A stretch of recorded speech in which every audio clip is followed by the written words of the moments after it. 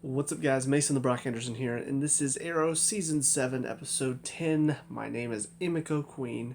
So, we do learn a little bit more about our new Green Arrow. And yeah, it's pretty interesting stuff. Finding out that I figured it had to be, since she called Robert Queen dad, I figured it had to be a child that he had with another woman, which is ironic considering Oliver's mom had a child with Malcolm Merlin, and that was Thena. So it's like they both cheated on each other. Sounds about right. So I'm surprised nobody, I don't know, I guess it's not really something that normal people would joke about, but since they're like characters in a show, I don't know, I'm just waiting for somebody to be like, yeah, that sounds about right. Um, but yeah, overall, I mean, a lot of the stuff to do with Emiko and Renee helping her and all that stuff, and Oliver finding out, I mean, it's all very well handled. It's all well done. I'm excited to find out more about her and why she's on this. Well, we found out why she's on this crusade, but I guess find out who did it. Because she does find the guy that she thinks has done it this whole time, and then she finds him, and then it turns out he didn't do it. He got framed. So, yeah, I'm curious. I'm curious to see who actually is the one that shot her mother. Um, so yeah, that was a lot of fun. I will say it's funny because listening to her, she sounds like she's old enough for the part, but looking at her, she has such a young face. It was kind of funny because I remember when I first saw her, I'm like, oh, kind of young. I found out it was Oliver's sister. 1 second. That's what happens whenever you eat right before doing a review.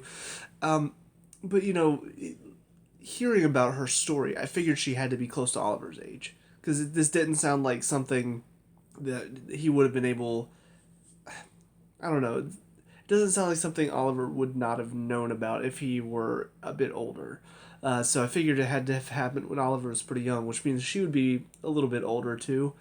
And so when I first saw her, I remember thinking to myself, like, man, she's young. And then listening to her talk, she actually sounds much older than she looks. So I'm like, okay, yeah, she fits the part. It's just looking at her, you wouldn't know. um, but yeah, by the end of the episode, though, Oliver finds her, so I'm intrigued and excited to find out how this exchange is going to go. Because I'm sure Oliver wants to help her, but also it's against the law, so a little bit difficult situation he's been put in here.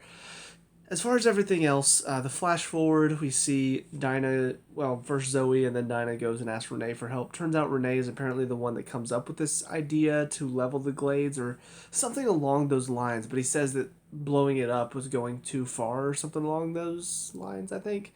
And then the guy that is working for him is the one that killed Felicity because she was becoming an issue. I don't know.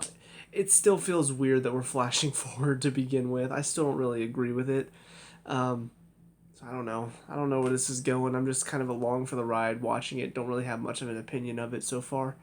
And then, of course, the other thing is we see Ricardo Diaz. Argus is offering him a deal to do like a Suicide Squad type thing where he has to put a palm in the back of his neck and help them out. Um, I swear if he gets out of this, I'm going to be so pissed. I'm so done with him. Why is he still a thing? So with all that being said, though, that's it for this episode. So on to the next one. See you there in a sec. And now episode 11, Past Sins. So, this is probably the best episode with Curtis. For Curtis. Yeah, I'm pretty confident in saying that. Because what he does to trick Diaz into giving the information that they need, priceless. Because I'll be perfectly honest, whenever they started doing the whole thing where they, putting the sedatives or whatever and prepping the bombs and all that, whenever they started that, and then all of a sudden, like, Diaz breaks out, I'm just like, see, this is why. This is why Argus is so stupid for trying to use Diaz. Just lock him in the deepest hole ever. Don't ever use him again. And then he snapped Curtis's neck. And that's when I was like, okay, so, I mean, this show's not going to kill off Curtis mid-season. So what's actually going on here? And then all of a sudden, like, he's talking on the phone and he hears Curtis's voice. I'm like, okay, I don't know if this is a setup or not. And all of a sudden, like, the screen started blinking and I'm like, okay, VR, got it, nice. But yeah, great plan from Curtis to get that information. However, the little spat between him and Diggle, like, I don't know, I'm not too big on that. I feel like It's unnecessary. I get the idea that Curtis isn't for this idea, but also he works for Argus. So, I mean, he could voice his displeasure, and whenever Diggle says, no, this is what we're doing, he would have to be like, okay, I don't agree with it.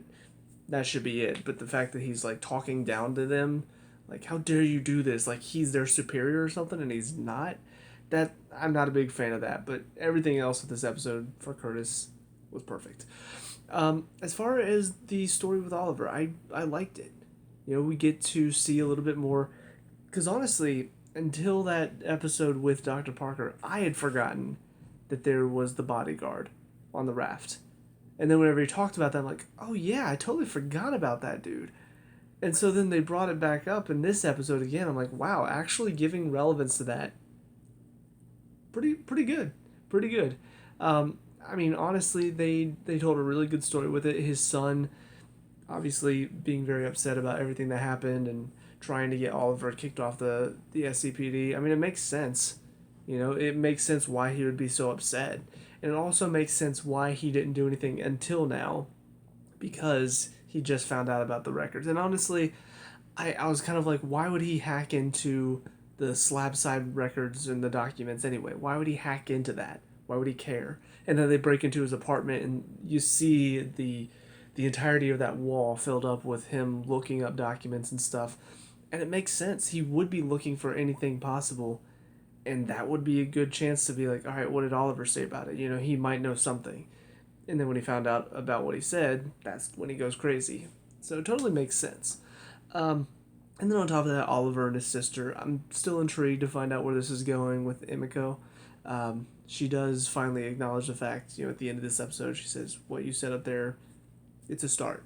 It's a start. Well, I'm starting to think about us talking and figuring things out. But, obviously she's still a little on the fence about it because, I mean, why wouldn't she be?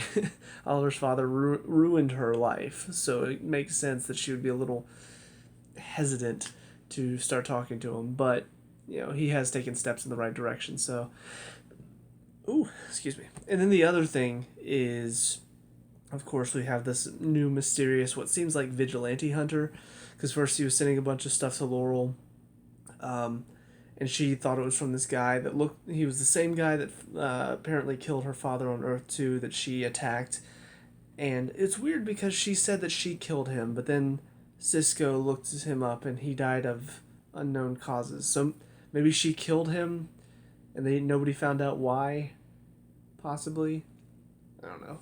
But she definitely did say at one point that she killed him, and then didn't sound like Black Siren had killed him on Earth too. But who knows? But in this guy, apparently he does hate vigilantes. He's a bit of a stalker. So they're like, oh yeah, we got him too. And then all of a sudden Dinah finds a note in her car as well. And I was thinking that too. I was just like, this guy doesn't seem the type to leave notes like this. The notes seemed a bit more, I guess, strategically planned. Almost like a guy who's watching people's moves, he's tracking them, and then somehow gets the notes in their car and on their car. And I'm just like, yeah, that doesn't seem like this drunk guy who's just hanging out at bars calling out Laurel Lance because he hates vigilantes. So I don't know who this new mysterious person is going to be, but I assume that's going to be the, I guess, next story for Team Arrow, is tracking down this person who apparently is trying to track down vigilantes. But yeah, I'm excited. I guess we'll find out what's going to happen next. And I will see you at the next episode in just a second. And finally, episode 12, Emerald Archer. So, I like the setup of this one, this documentary crew following them around. I don't know if I fully believe something like this would actually happen. But I guess I've seen crazier things happen, so who knows. But yeah, I liked some of the shots they were getting. It really felt like a documentary. Especially really like the one shot where they had them walking down the hallway with the two guys following them with the cameras for the documentary. Because then sometimes they'd cut back and you could see the two guys following them with the camera. And then they'd cut to the two guys with the camera, and you wouldn't see whatever camera was just following them that way. So I don't know. I like something about the shots really, really worked. But yeah, they find whoever's been, I assume this is who was sending the notes. I don't know for sure. But they were talking about, the vigilante hunter, and Dinah and Laurel both got those notes. I don't know if that was the same guy or not, but I guess if they keep getting notes, we'll find out. But yeah, it was kind of funny because we saw all the masks there, and I'm thinking to myself, well, yeah, he's got all the masks, but all these people are still alive. So, oh, excuse me. So what does that mean exactly? And sure enough, we find out he just wanted, like, he was basically collecting vigilante stuff. That was it. That's all he really wanted. I'm like, wow, it's probably the most non-violent reason to be violent to somebody. Interesting. Um, but yeah, overall, not a bad episode. We do see the rest of the team gets deputized so that way they can go out and fight crime without being vigilantes, which I'm glad about because honestly, Pollard was kind of getting on my nerves. And this episode was definitely no different. Her sitting there complaining about all this stuff. But ultimately, at the end, she doesn't necessarily change her mind. But the one thing she says, which I was thinking throughout most of this episode, she says, I respect results.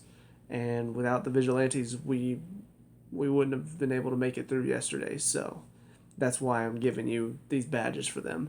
And that makes sense to me. Like, it didn't make sense for her to not want to use the vigilantes whenever the vigilantes clearly help, and they want to help, and not letting them help is just, obviously it's the whole like, oh, we were just showing the police department is, not as good as the vigilantes. Well, yeah, so why not use those vigilantes to help you out then? That's what I didn't really understand. But anyways, so I'm glad that she at least saw that part of it. And now I guess the rest of the team doesn't have to go against the law. Of course, Emiko is not on the same level as the team right now. She's still doing her own thing. So there's that. But yeah, like a lot of really good moments in this. There's stuff with William going on I'm still not entirely sure about. Apparently he was expelled from whatever school he was going to. But yeah, he seems real angry about whatever's going on, like the fact that Felicity and Oliver didn't come get him during Christmas break. So I guess we'll find out more about that, but it just kind of seems like a distraction at the moment. And then ultimately all this leads to, this girl's watching this documentary, which I think it was Black Star? Is that the name? I think that was the same girl, the one that was in the Fight Club in the future. I'm pretty sure this is the same girl. It looks the same. But I wouldn't know for sure. But yeah, she's watching the documentary because it shows her where, like, the Arrow headquarters were. And so they managed to track it down. I don't know what she's looking for in there exactly, but she clearly is against vigilantes completely. She even says they got what they deserved. So, but yeah, I mean, all in all, pretty solid episode, and gotta say, it's weird. It's weird to actually be enjoying Arrow and Supergirl this season. Just because, I mean, both of them have been shows that I've not enjoyed over the past couple seasons. Like, they've just not been good. There've been a lot of dumb moments, a lot of slow moments. But this season's been good. I've thoroughly enjoyed it so far, and it's actually keeping my attention. The only thing that's not is the flash forward stuff. So if they can find some way to make that relevant and explain to me why they decided to do that, then fantastic. But with that being said, though, let me know what you think down in the comment section below. What were your thoughts on these episodes? Let me know. We can talk about it and discuss all that good stuff. Leave a like and subscribe for future Arrow reviews, and I'll see you guys in the next one. Peace out.